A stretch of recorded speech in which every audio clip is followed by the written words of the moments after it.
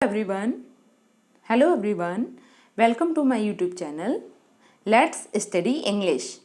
तो आज हम एक बहुत ही अच्छी खबर के बारे में चर्चा करने वाले हैं कि जैसा आप सब लोगों को पता चल चुका है कि एनवीएस की तरफ से एक नया रिक्रूटमेंट जारी हुआ है, तो उसके बारे में आज हम कंप्लीट डिस्कशन करेंगे।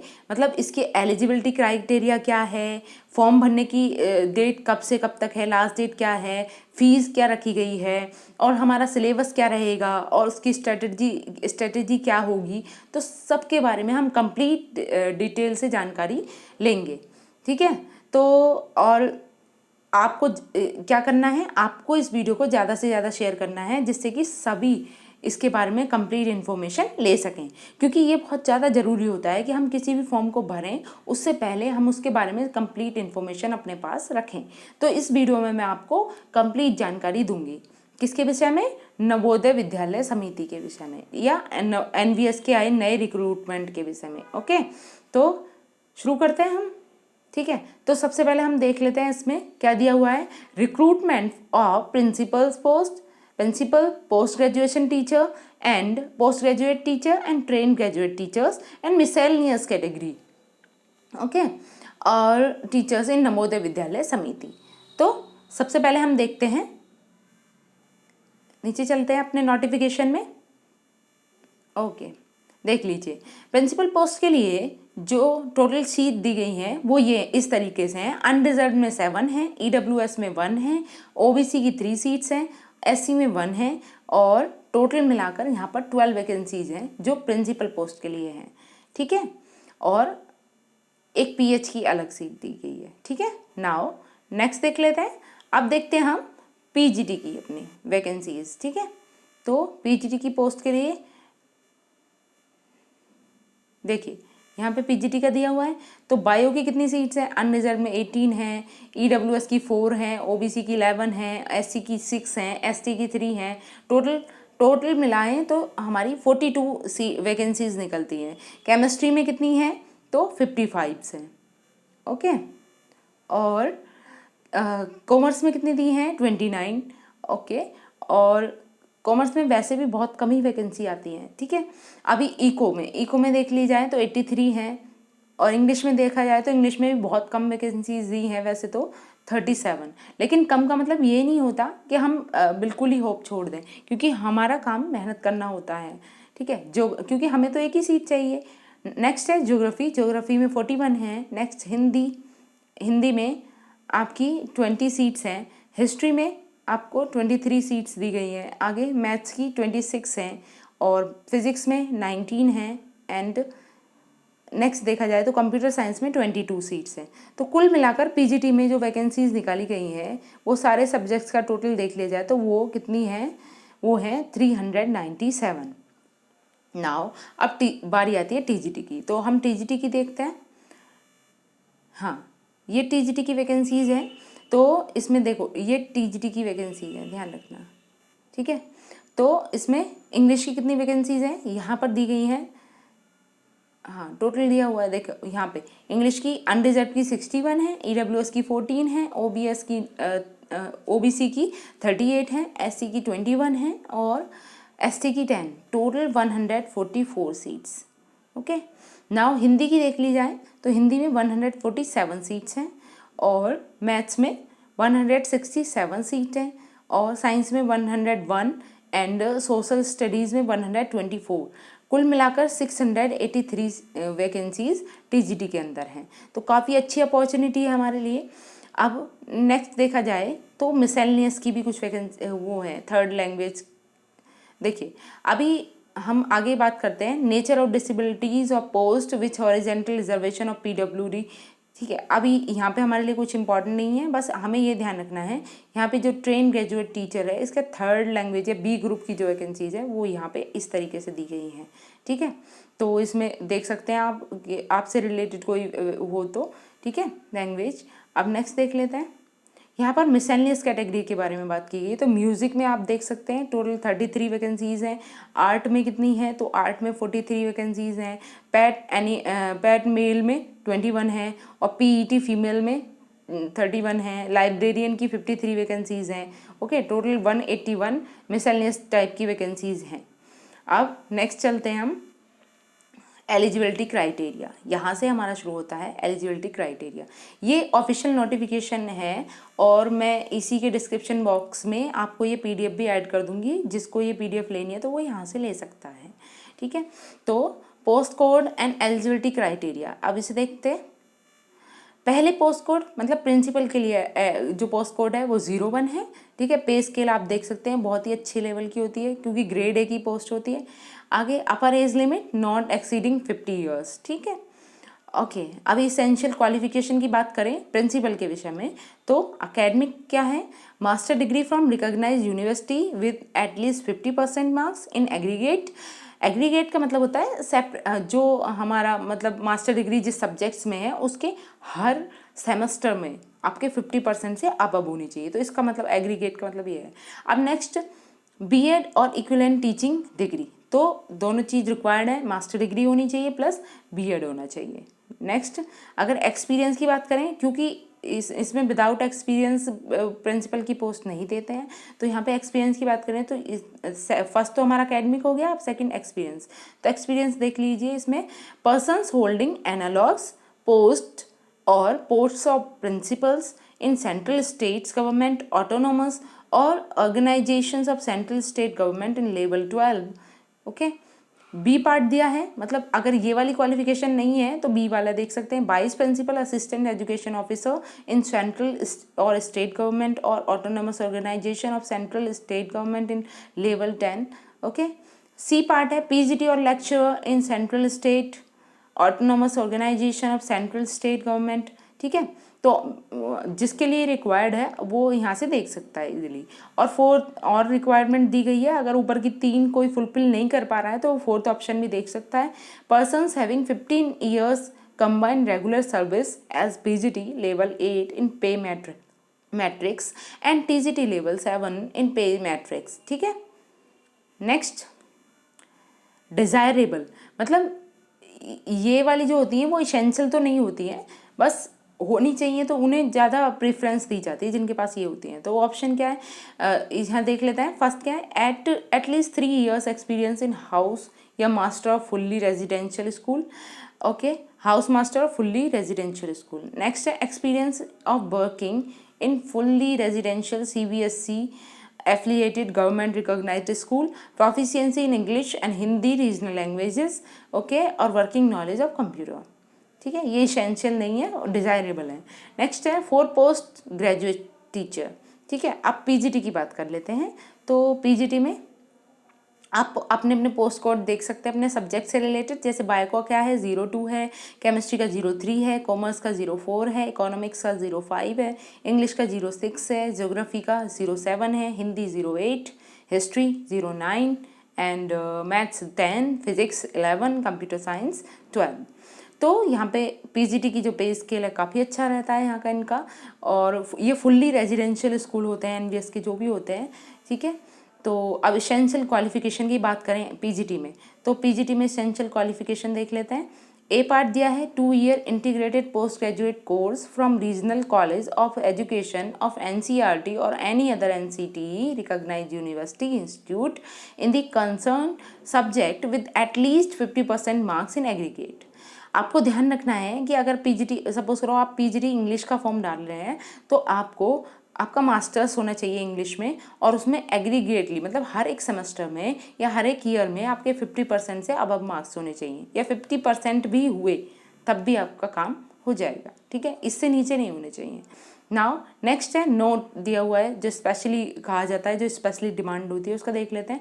BEd degree is not required for the candidates who have undergone 4 years integrated degree courses of regional college of education of NCERT और अदर एनसीटी रिकॉग्नाइज्ड इंस्टीट्यूशन।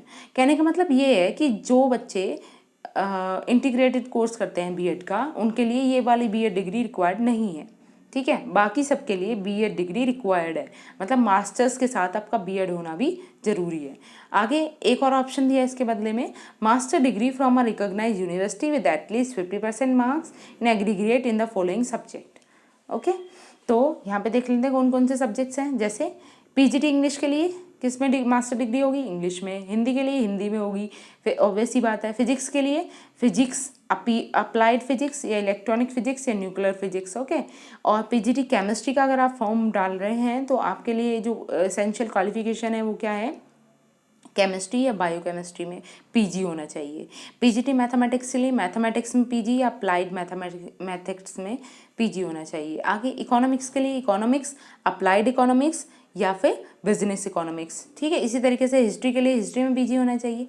ये तो आपके लिए क्लियर ही है। बस जो यहाँ पे देख लीजिए आप बायो वालों के लिए PGT bio, botany, zoology, life science, bio science, genetic, microbiology, biotechnology और molecular bio or plant physiology provided that applicant had studies botany and zoology at graduation level, ठीक है। तो यहाँ पे ये कहा गया है पीजीटी बायो के लिए कि इसमें से किसी में भी एक में पीजी होना चाहिए। नेक्स्ट चलते हैं, ठीक है। इम्पॉर्टेंट नोट इसे पढ़ लेते हैं। Candidate possessing master degree with specialization in discipline subject as mentioned above will only be considered as eligible, ठीक है। आगे क्या है? बी पार्ट भी दिया है इसमें, देखो बीएड मांगा गया है, ध्यान रखना जो पीजीटी वाले कैंडिडेट हैं उनके लिए। और देखो बीएड कहा गया है और proficiency in teaching Hindi and English medium. Next है डिजायरेबल क्वालिफिकेशन, मतलब ये एसेंशियल नहीं होती हैं, हो तो ज़्यादा प्रेफरेंस मानी जाती है। क्या है? Experience in TGT in the recognised institution in concern study subject, experience of working in residential school और knowledge of computer application. Next PGT computer के लिए अलग से इसेंशियल क्वालिफिकेशन कह दी गई हैं, तो इनको आप यहाँ से देख सकते हैं, ठीक है। पीजीटी कंप्यूटर साइंस के लिए तो यहाँ से आप इसकी चाहें तो स्क्रीनशॉट ले सकते हैं। मैं थोड़ी देर कर रोक के रखती हूँ। पीजीटी कंप्यूटर साइंस वाले इसमें एसेंशियल क्वालिफिकेशन ये दी गई हैं। At least 50% marks in aggregate in any of the following, इनमें से किसी में भी 50% मार्क्स होने चाहिए। कौन कौन सा ऑप्शन है आपके पास? B or BTech computer science या from a recognised university institution, और B or BTech any stream और post graduate diploma in computer science for the recognised university institution. आप बहुत सारे ऑप्शंस दिए गए हैं, आपके अगर इसमें से एक भी ऑप्शन की क्वालिफिकेशन आप रखते हैं तो आप किसका फॉर्म भर सकते हैं? पीजीटी कंप्यूटर साइंस का फॉर्म फिल कर सकते हैं। नेक्स्ट चलते हैं, अब बात करते हैं हम टीजीटी के बारे में, ठीक है। तो टीजीटी की एसेंशियल क्वालिफिकेशन, जैसे टीजीटी के आप पोस्ट कोड देख सकते हैं। इंग्लिश के लिए क्या है? इंग्लिश टीजीटी के लिए ये बात अब कर रहे हैं हम टीजीटी के बारे में, उससे पहले हमने पीजीटी के बारे में बात की थी। इंग्लिश के लिए 13 है पोस्ट कोड, हिंदी का 14 है, क्योंकि जब हम फॉर्म भरते हैं तो पोस्ट कोड उसमें फिल किया जाता है, तो इसलिए आपको ध्यान रखना है। मैथ्स का 15 है, साइंस का 16 है, सोशल स्टडीज़ का 17 है। अब यहाँ देख लेते हैं, यहाँ पे अदर लैंग्वेज वाले भी जो पोस्ट कोड हैं वो यहाँ पर दिए गए हैं, ठीक है। असमीज़ का, बोडो का, गारो, गुजराती, कन्नड़, खासी, मलयालम, ठीक है, मराठी, मिज़ो, नेपाली, इस तरीके से इनके पोस्ट कोड यहाँ दिए गए हैं। आप पे स्केल देख सकते हैं, इनका भी काफ़ी अच्छा पे स्केल रहता है टीजीटीज़ का।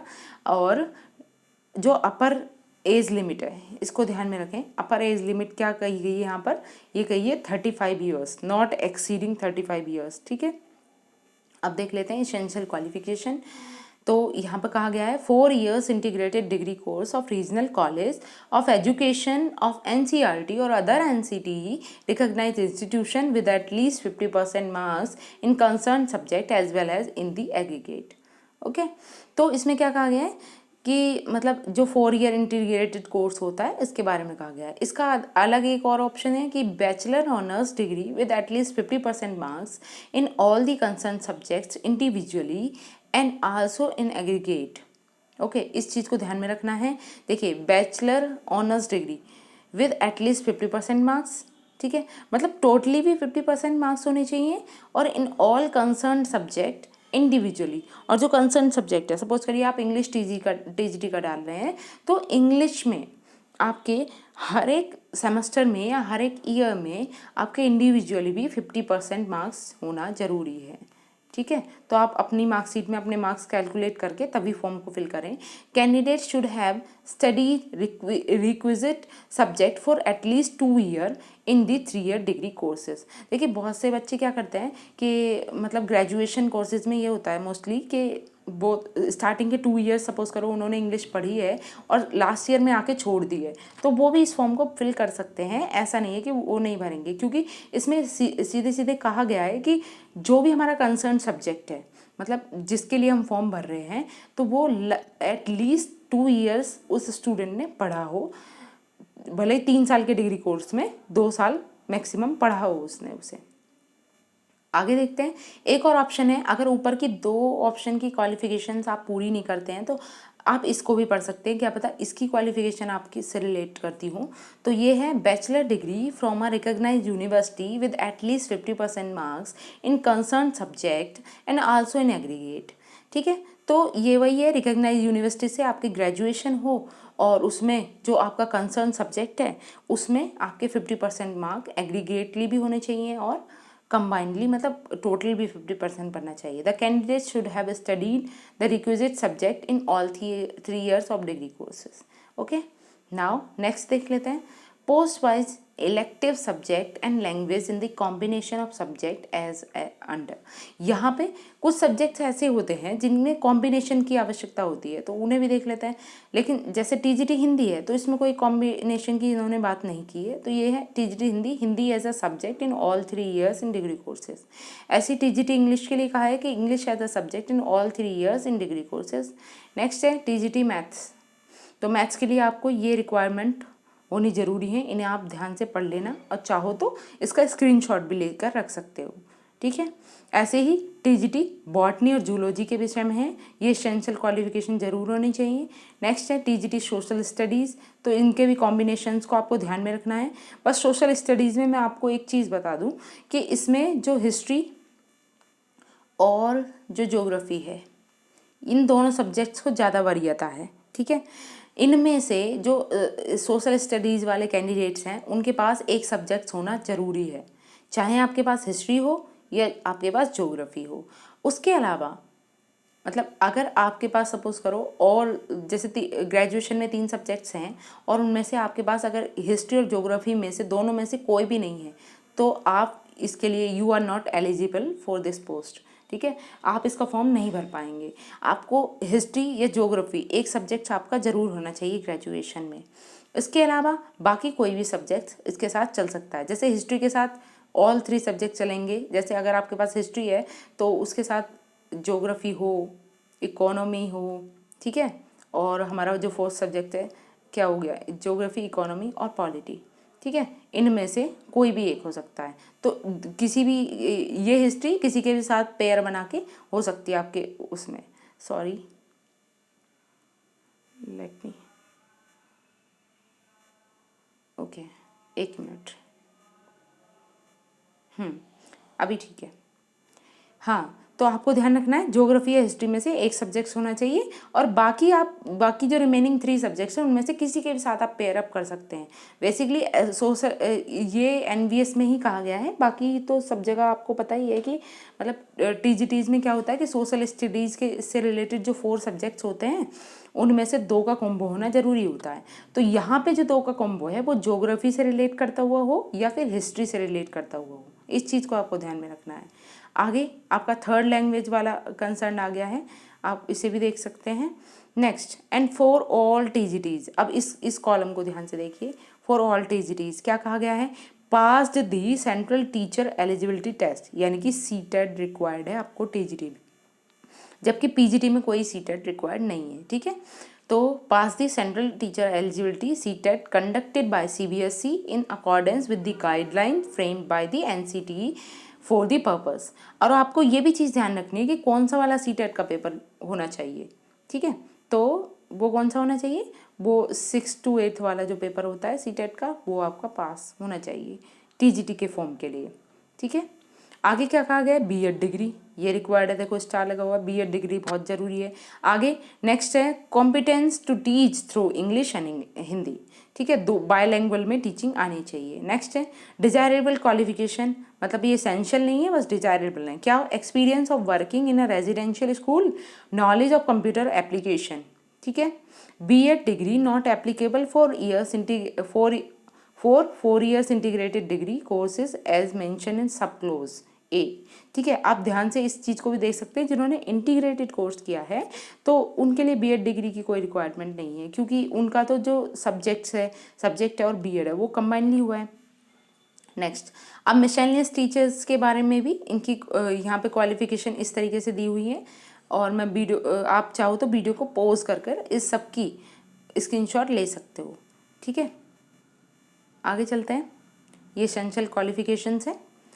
एज रिलैक्सेशन, तो आप देख सकते हैं एसटी के लिए एज रिलैक्सेशन 5 ईयर्स का है, ओबीसी के लिए 3 ईयर्स का है, वुमेन ऑल कैटेगरी ओनली, देखिए यहाँ पे कहा गया है women all category only if applying for PGTs, TGTs and miscellaneous category teachers post. Females के लिए 10 ईयर का रिलैक्सेशन है, एज रिलैक्सेशन, और regularly NVS employ no age bar. ठीक है, जो एनवीएस एम्प्लॉय रह चुके हैं तो उनके लिए, जैसे गेस्ट टीचर लगा लेते हैं ये, तो उनके लिए कोई एज बार नहीं है। आगे, candidates with 3 years continuous service in central government provide post are in the same or allied cadres, तो ये 5 ईयर्स का रिलैक्सेशन है उनके लिए। तो आगे, पर्सन विद डिसेबिलिटी जिनके लिए 15 ईयर्स, 13 ईयर और 10 ईयर्स इस तरीके से हैं। एक्स सर्विसमैन के लिए आप देख सकते हैं यहाँ पे। आगे, cut off date for determining various eligibility criteria, अब इस चीज़ को भी ध्यान से देखना है। ये कहा गया है, रुकिए एक मिनट, हाँ, cut off date for determining various eligibility criteria, educational qualification, age limit will be the closing date of submission of online application candidates in India। ठीक है, तो जो आपका एलिजिबिलिटी क्राइटेरिया है, सपोज करिए आपने ओबीसी से रिलेट करके फॉर्म भरा है और आप ओबीसी का सर्टिफिकेट लगा रहे हैं उसमें, तो आपका जो ओबीसी सर्टिफिकेट होना चाहिए, जो फॉर्म भरने की लास्ट डेट है उससे पहले का बना हुआ होना चाहिए। ये चीज़ ध्यान रखनी है। ऐसा नहीं है कि अभी आप कोई ओल्ड वाला, मतलब अभी आपने फॉर्म भर दिया है और आपका सर्टिफिकेट जब आप इंटरव्यू के टाइम पे उसे शो करोगे तो आपका फॉर्म भरने की लास्ट डेट से पहले पहले बना हुआ सर्टिफिकेट होना चाहिए। ये चीज़ रह जाती है बाद में, और ये बहुत माइनस सी चीज़ें होती हैं जिन्हें हमें बहुत ही फोकस करके देखना होता है। ठीक है, आगे, OBC candidate who belong creamy layer are not entitled to concession admissible of OBC category and such candidates have to indicate their category as general. ठीक है, ये चीज़ आपको ध्यान रखनी है। और ये यहाँ पे दिया गया है, only those OBC categories which are applicable for appointment under central government will be considered. A candidate who claims to belong the OBC non creamy layer, आगे, category should submit to support of his her claim a copy of certificate as per. ठीक है, ये उनके code में दिया गया था कि आपको सबमिट करना होगा ओबीसी सर्टिफिकेट, बेसिकली ये है। ठीक है, आगे, ईडब्ल्यूएस वालों को अपना ईडब्ल्यूएस का सर्टिफिकेट वो करना होगा सबमिट। तो सर्टिफिकेट्स आपके पहले फॉर्म भरने की लास्ट डेट से पहले पहले के होने चाहिए, ये ध्यान रखना। मोड ऑफ सिलेक्शन की बात करें तो इसमें एक सीबीटी एग्ज़ाम होता है, ठीक है, उसके बाद एक इंटरव्यू दिया जाता है, और इसी तरीके से आपका सिलेक्शन, मतलब 2 इसमें क्राइटेरिया हैं जिन्हें आपको पार करना होगा। पहले एग्ज़ाम होगा, उसके बाद इंटरव्यू, जो सेलेक्टेड कैंडिडेट्स होंगे उनका इंटरव्यू। अब आप यहाँ पे अपने एग्ज़ाम सेंटर की सिटी देख सकते हैं कि कहाँ पर बेसिकली ये दिया हुआ है, centre for CBT for post of principal will be Delhi NCR. जो प्रिंसिपल की पोस्ट के लिए जो फॉर्म भरे गए हैं उनका सेंटर कहाँ होगा, दिल्ली एनसीआर में होगा केवल। ठीक है, और बाकी सबके लिए जो सेंटर्स हैं, मतलब टीजीटी पीजीटीज़ के लिए, मिसलेनियस के लिए, आप देख सकते हैं सिटीज़ और स्टेट्स दिए हुए हैं। ठीक है, जैसे अंडमान निकोबार में कहाँ होगा, पोर्ट ब्लेयर में होगा। आंध्र प्रदेश में इतने सारे प्लेस दिए हुए हैं आंध्र प्रदेश के, देख सकते हैं आप। अरुणाचल प्रदेश का दिया हुआ है। ठीक है, असम के ये प्लेसेस दिए हुए हैं, बिहार के ये वाले प्लेसेस दिए हुए हैं। ठीक, महाराष्ट्र के ये प्लेसेस दिए हुए हैं। आगे मणिपुर का है, मिज़ोरम का है, नागालैंड, उड़ीसा, ये नॉर्थ ईस्ट वाले हैं बेसिकली। ठीक है, नेक्स्ट, हाँ, यहाँ पे देखिए बिहार के ये रहे और चंडीगढ़ के, ठीक है, दिल्ली का ये न्यू दिल्ली, ठीक है, गोवा, गुजरात के ये सारे सिटीज़ हैं। आप जहाँ से भी बिलोंग करते हैं आप अपने सिटी को देख सकते हैं। गुजरात के ये हैं, हरियाणा के हैं, हिमाचल प्रदेश के हैं, जम्मू कश्मीर के हैं। ठीक है, और यहाँ पे उड़ीसा, पंजाब, राजस्थान, इस तरीके से यहाँ सबके एग्ज़ाम सेंटर्स जहाँ जहाँ पढ़ने वाले हैं वो दिए हुए हैं। जैसे यूपी की बात करें तो यूपी में ये दिए हुए हैं, यहाँ से उत्तर प्रदेश में आगरा, अलीगढ़, बरेली, बस्ती। ठीक है, ये सारे यूपी के वो दिए हुए हैं, देख सकते हैं आप यहाँ पे, आगरा, अलीगढ़, बरेली, बस्ती, बिजनौर, बिलासपुर, ठीक है, इस तरीके से। ये यूपी की काफ़ी सारी सिटीज़ दी हुई हैं, गाजियाबाद, गाजीपुर, गोंडा, ठीक है, झांसी, कानपुर, लखनऊ, मेरठ, ठीक है, ध्यान रखना है आपको। और आगे चलते हैं हम, ये आपके एग्ज़ाम सेंटर्स की बात हो गई। अब देख लेते हैं हम यहाँ पे स्कीम ऑफ एग्ज़ाम। तो इसमें आपको सिलेबस दिया हुआ है, जैसे प्रिंसिपल की पोस्ट के लिए क्या है, फर्स्ट पार्ट दिया हुआ है रीजनिंग जो 10 नंबर की आएगी, जनरल अवेयरनेस 20 नंबर की, और लैंग्वेज कॉम्पिटेंसी टेस्ट तो ये 20 नंबर का है, ठीक है। लैंग्वेज कॉम्पिटेंसी टेस्ट ये 20 मार्क्स का होता है, 20 नंबर का। पेपर के ड्यूरेशन क्या है कि टेस्ट 3 आवर्स की ड्यूरेशन दी गई है, without any time limit for each part of the test individual, ठीक है। मतलब इंडिविजुअली कोई भी टाइम लिमिट नहीं दी है, जैसे DSSB वाले करते हैं ऐसा नहीं है यहाँ पर, ठीक है। तो और क्या है, पार्ट 4 दिया है इनका academics and residential aspect, detail syllabus as on NVS website under recruitment, ठीक है। पार्ट 5 है administration and finance detail syllabus और एनवीएस, ठीक है। एडमिनिस्ट्रेशन और फाइनेंस से रिलेटेड पूछे जाएंगे 50 क्वेश्चंस, और यहाँ पर एकेडमिक्स एंड रेजिडेंशियल आस्पेक्ट से पूछे जाएंगे 50 क्वेश्चंस, ठीक है। अब PGT की बात करें तो PGT का हम फुल ऑन सिलेबस देख लेते हैं। तो मतलब सब्जेक्ट वाइज सिलेबस की लिस्ट तो अलग है, पर पेपर का जो पैटर्न आने वाला है उसको आपको समझना है, ठीक है। तो PGT का पेपर किस तरीके का आता है, तो इसमें देखो 10 क्वेश्चंस आपके जनरल अवेयरनेस से आएंगे, और उसके बाद रीजनिंग एबिलिटी से 20 क्वेश्चंस आप देख सकते हैं यहाँ पे। देखिए पार्ट 1 जनरल अवेयरनेस से 10 क्वेश्चन है, रीजनिंग से 20 है, नॉलेज ऑफ ICT, ठीक है, 10 है, टीचिंग एप्टीट्यूड से 10 है। उसके बाद आपका जो सब्जेक्ट रिलेटेड है वो आपके हैं 80 क्वेश्चंस। और इससे अलग आपको इस पार्ट पर बहुत ज़्यादा फोकस करना है, जो पार्ट 6 दिया हुआ है इसमें, इसको ध्यान से देखिए। इसमें कहा गया है लैंग्वेज कॉम्पिटेंसी टेस्ट, ठीक है। तो इसमें इसको आपको फोकस करना है, क्योंकि इसमें अलग से क्राइटेरिया होता है पास होने का। इसमें पास होना जरूरी होता है 40 मार्क्स से, 40% मार्क्स से। देखिए इसमें कहा गया language competency test, general English के 10 क्वेश्चन आएंगे, और जनरल हिंदी से 10 क्वेश्चन पूछे जाएंगे, ठीक है। और टोटल तुम्हारे 20 क्वेश्चन आएंगे, तो 20 में से आपको 40% लाना जरूरी है 20 का, ठीक है। तो कितना हो गया, 8 क्वेश्चंस जरूर होने चाहिए आपके, तभी आपको पास माना जाएगा। तभी आपकी बेसिकली इससे कट ऑफ नहीं जारी होती, आपकी कट ऑफ जो लगेगी वो 130 मार्क्स से लगेगी, ठीक है, ऊपर के जो 4 पोर्शन है उनसे। लेकिन ये जो पार्ट होता है वो क्वालिफाइंग होता है, ठीक है। इसमें 40% मार्क्स लाने जरूरी होते हैं। इसमें से इसकी कट ऑफ आपकी ऐड नहीं की जाती, बस इतना ध्यान रखें, इसके मार्क्स ऐड नहीं होते, बस इसमें आपको पास होना होता है 20 नंबर में। और रही बात नेगेटिव मार्किंग की, तो इस बार इन्होंने नेगेटिव मार्किंग की है, और 1/4 की नेगेटिव मार्किंग भी शामिल है, ठीक है। और 3 घंटे का आपका एग्ज़ाम है। आई होप आपको इसका पेपर पैटर्न समझ में आ गया होगा PGT का, ठीक है। जो आपका सब्जेक्ट कंसर्न है वो 80 मार्क्स का आने वाला है। नेक्स्ट चलते हैं, अब हम TGT की बात कर लेते हैं, ठीक है। तो TGT का भी देखो सेम ही पैटर्न है जो PGT में रिलेट करता है। देखिए PGT में क्या था, यहाँ पे 20 मार्क्स की रीजनिंग एबिलिटी थी, और 10 के ये थे, टोटल 50 ये थे और 80 ये थे, तो 130 ऐसे बने थे और 20 ये थे।